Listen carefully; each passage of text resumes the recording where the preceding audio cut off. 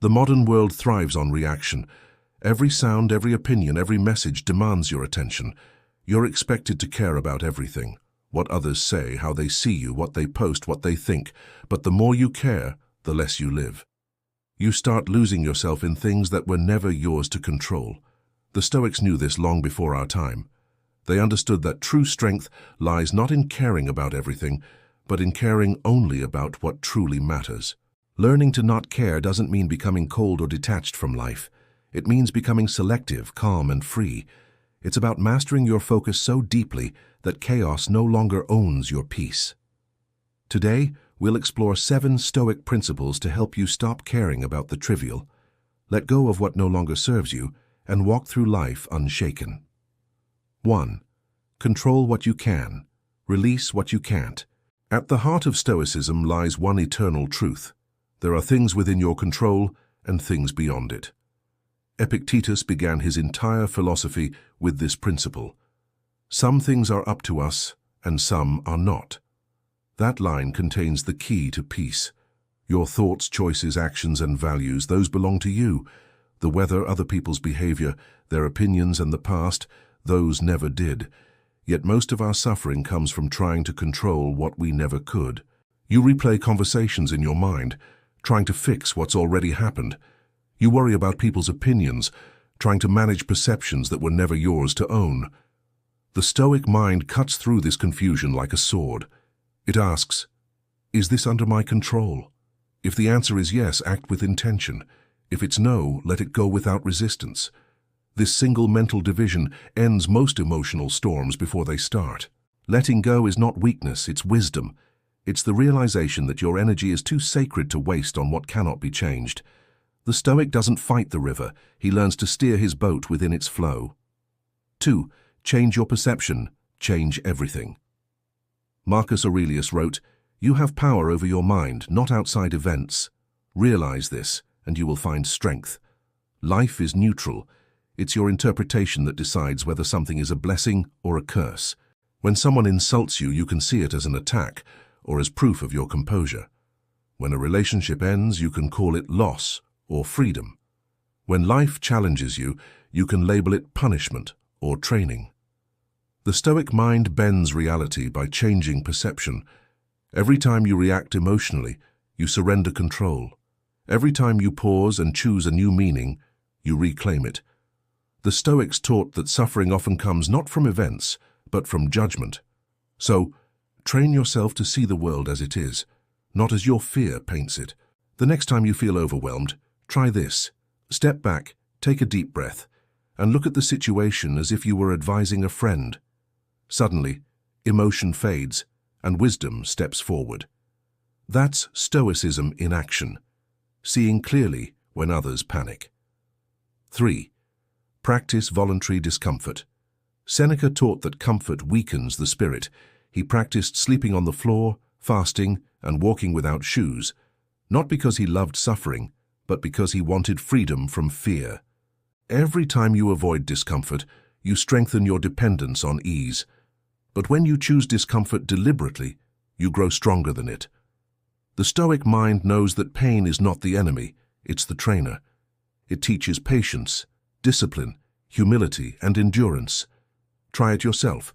Spend a day without your phone. Skip unnecessary luxuries. Do something hard on purpose. You'll realize that most of what you fear is survivable and often empowering.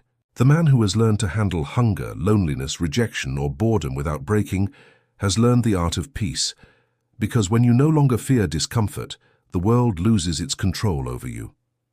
Voluntary discomfort is a spiritual exercise. It sharpens your mind like steel. It builds a quiet confidence that says, "I can endure." And once you can endure, you can let go. 4. Detach from outcomes. Attach to effort. The Stoics believed that frustration is born from misplaced focus. When you attach your happiness to outcomes, you chain your peace to variables beyond your control. Epictetus said, "Do not seek for things to happen as you wish, but wish for them to happen as they do." That doesn't mean you stop caring. It means you stop expecting. You still work, but you work without emotional dependence on results. You give your best, and then you release. The Stoic lover doesn't try to possess another person. He loves without attachment, because he knows all things are temporary. When you detach from outcomes, you free yourself from disappointment. You stop measuring your worth by external victories and start measuring it by internal growth. Letting go becomes easy when you realize you can control your actions, but never their results. So act with excellence and accept whatever follows with calm. 5. Amor fati, love your fate. The most powerful Stoic practice is amor fati, Latin for love your fate. It's not just accepting what happens, it's embracing it as necessary. It's the mindset of turning pain into power, obstacles into opportunities. Marcus Aurelius wrote, "A blazing fire makes flame and brightness out of everything that is thrown into it." The Stoic doesn't ask, "Why me?" He says, "Use me." Every hardship becomes fuel for wisdom. Every betrayal becomes proof of resilience. Every loss becomes a lesson in detachment. To love fate means to stop resisting life. When you stop fighting what is, peace follows naturally. You realize that every event, good or bad, was designed for your growth. Even suffering becomes sacred when you see it as transformation. Amor fati is freedom. It's looking at the past without bitterness, the present without fear, and the future without anxiety. You begin to see that everything that happens is happening for you, not to you. When you can look at pain and say, "Thank you for the lesson," you've mastered the art of letting go. 6. The art of inner stillness. In a noisy world, stillness is rebellion. The Stoic man is calm not because life is easy, but because his mind is disciplined. He doesn't react to every disturbance. He chooses when to engage. Stillness is not the absence of movement. It's the control of movement. It's the ability to hold peace even in chaos. Marcus Aurelius meditated every morning not to escape the world, but to prepare for it. He wrote, "You must become like the promontory rock against which the waves continually break, but it stands firm and tames the fury of the water." That's stillness. To achieve it, the Stoics practiced silence. They avoided gossip, empty talk, and impulsive reactions. They learned to listen more and speak less, because silence isn't weakness, it's wisdom waiting to be spoken. When you master stillness, you stop letting the world dictate your mood. You stop being pulled by every opinion, every insult, every small inconvenience. You begin to observe life with detachment and respond with calm precision. Letting go, in its purest form, is stillness. It's the moment you stop fighting life and start flowing with it.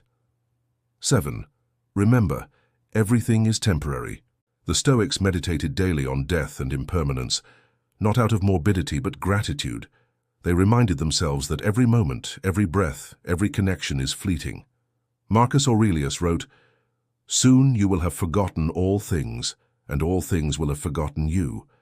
This truth is sobering but freeing. It teaches you not to cling. People will change, feelings will fade, opportunities will come and go. The more you grasp at permanence, the more you suffer. Letting go doesn't mean you stop loving or caring. It means you love deeply without demanding forever. You enjoy without clinging. You participate without possession. You stop trying to hold on to moments as if they define you. Everything you have today, your youth, your relationships, your possessions, will one day vanish. But when you embrace impermanence, you stop fearing loss. You start living fully, here and now, because you know nothing lasts. And that's exactly what makes it precious. Every sunset ends, every song fades, every life ends, but while they exist, they are perfect. When you accept that truth, you no longer need to control time, you simply exist within it. That is peace. The art of not caring is not about apathy, it's about power. The Stoic doesn't walk away from life, he walks above it. He doesn't avoid emotion, he transcends it. To not care is to choose your battles. To let go is to trust the flow of time. To live stoically is to be at peace in a world that constantly demands reaction. The modern man is drowning in noise, opinions, and endless comparison. But the Stoic stands apart. He moves slowly, speaks little, and acts with purpose. His mind is his kingdom, and nothing enters without permission. Remember these 7 principles. Control what you can, change your perception. Practice discomfort, detach from outcomes, love your fate, cultivate stillness, and accept impermanence. Together, they form a fortress of peace that no storm can penetrate. You don't have to fight every battle. You don't have to win every argument. You don't have to hold on to every person. You simply have to remain whole within yourself. Because in the end, peace isn't found in getting what you want. It's found in wanting less. It's found in the silence between reactions. It's found in the wisdom to say, this no longer deserves my energy. That's the Stoic art of not caring and letting go. And when you master it, you don't just survive life. You become untouchable within it.